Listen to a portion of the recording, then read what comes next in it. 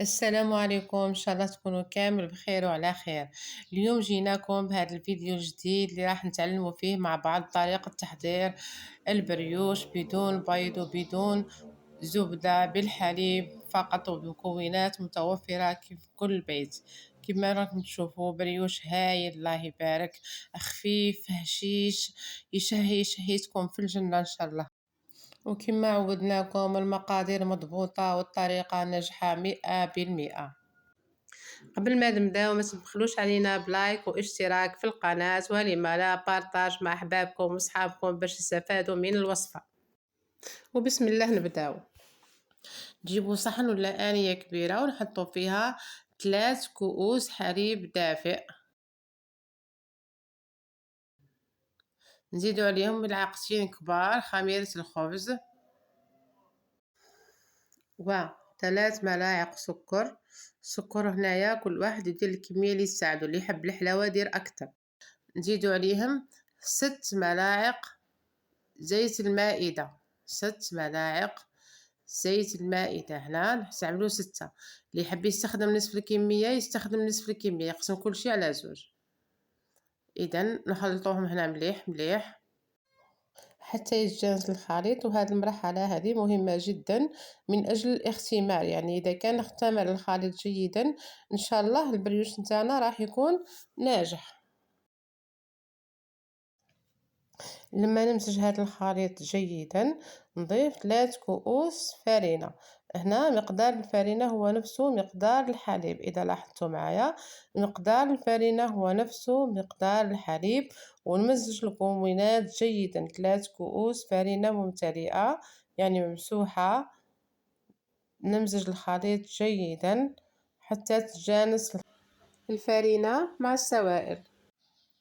لما نشوف الخليط متجانس راح نجيب البلاستيك الغذائي ونغطي الصحن تاعي جيدا. مدة الاختمار حوالي 10 دقائق، قادر تكون أكتر لما يكون الجو بارد. إذا كما تلاحظوا هاي لكم النتيجة. الاختمار الأول راهو اكتمل ما شاء الله، نتيجة هايلة. والآن واش نديرو؟ نضيفو عليه نفس كمية الفرينة اللي زدناها المرة الأولى. إذا كانت تذكروا رانا حطينا 3 كؤوس، الآن نفس الحكاية راح نحطو 3 كؤوس فرينة. نضيفو عليهم هنا انا كنت ضفت عليهم علبة سكر الفانيلا، ولا ديروا الفانيلا السائلة ولا مبشور الليمون باش نسمو هذاك البريوش نتاعنا، نعطيوه نسمة اللي حابينها حنا. نخلط جيدا، نزيد ملعقة ونصف ملح، ملعقة صغيرة ونصف ملح لهذه الكمية هذه. إذا كان استخدمتوا نصف الكمية استعملوا حوالي ملعقة صغيرة ملح. إذا هنا الملح ننتبهوا منه جيدا باش ما تجيناش البريوش نتاعنا مالح بزاف. نخلط جيدا. إذا نحاول نخلط، ولكن أكيد راح نستخدم اليد باش نعرف الخليط نتاعي أيضا باش نقدر نخلط مليح. كما راكم تشوفوا راه معذبني شويه، اذا لازم نستخدم اليد لانه الكميه الله يبارك راهي كميه كثيره. نخلط بيدي حتى نحصل على عجينه تلاصق من هذا النوع. اذا كانت الفرينه نتاعكم من النوع اللي ماهوش يشرب قادرين تزيدوا 2 ملاعق حتى 3 فوق 3 كؤوس هادو. اذا كما راكم تشوفوا العجينه راهي واجده وتتلاصق. خليتها تخمر، غطيتها بكيس بلاستيكي وخليتها تخمر لمده 20 دقيقه تروح حتى لنصف ساعه اذا كان الجو بارد شويه. الاختمار راهو مكتمل ما شاء الله، راهي ضعفت. نجيب شويه زيت نباتي نحطهم حدايا باش نبدا نشكل في البريوش. ندهن يديا غير بشويه تاع الزيت النباتي. نحاول نخرج من العجينه نتاعي الهواء كما راكم تشوفوا.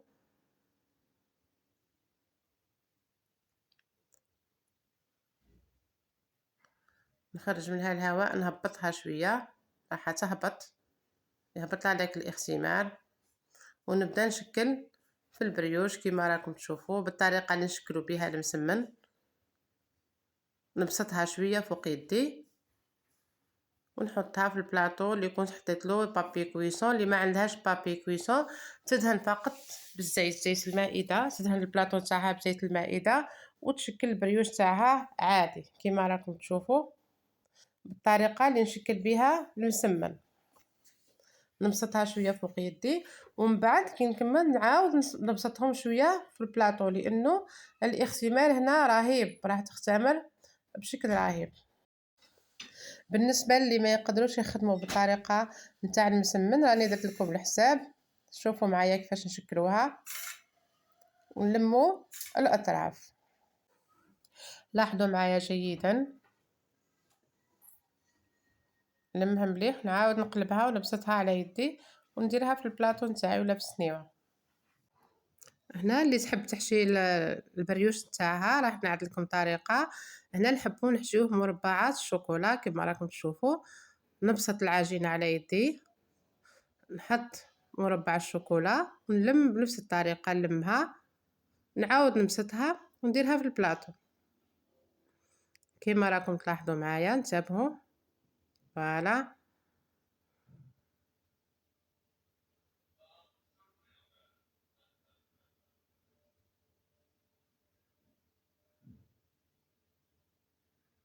ديما ما ننساوش الزيت، ديما ندهنوا يدينا بالزيت لانه العجينه تلاصق.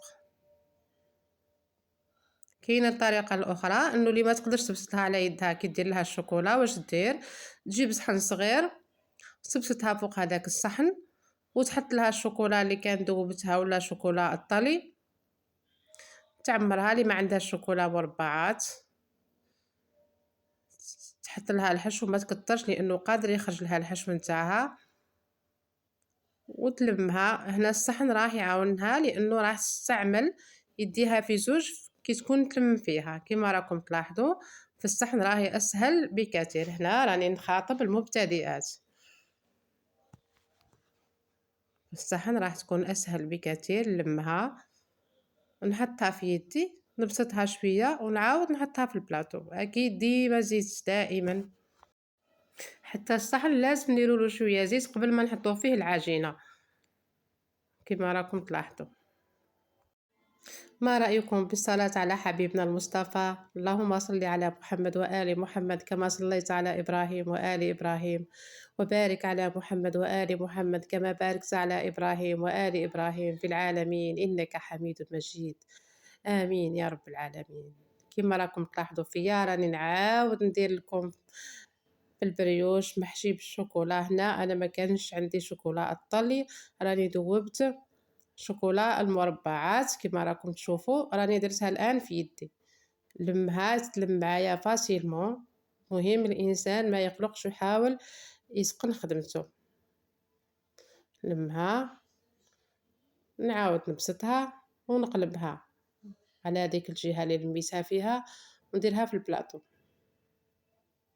نكملوا مع البريوش نتاعنا وكما نكملوا راح ندهنوه بشويه تاع البيض، صفار البيض اللي كنت خلطته بشويه تاع القهوه سريعه الذوبان ولا القهوه السائله.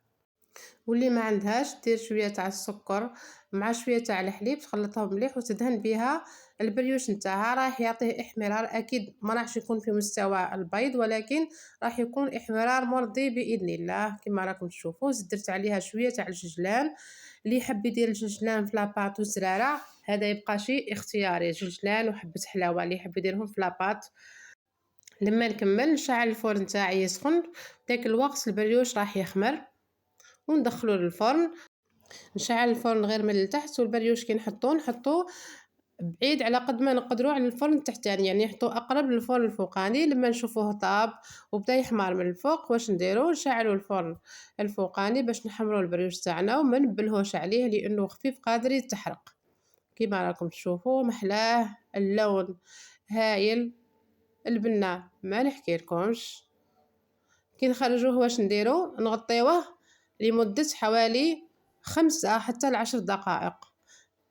هذه الطريقة راح تزيدوا طراوة وهشاشة. كما قلت لكم نغطيوه بطرشونة ولا لمدة من 5 حتى إلى 10 دقائق. كما راكم تشوفوا البريوش راهو هايل، الصورة تعبر على نفسها.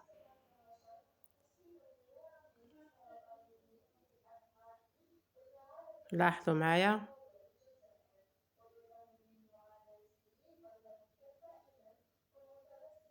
ونتمنى تجربوه، أكيد راح تحبوه، لأنه النتيجة رائعة ومضمونة.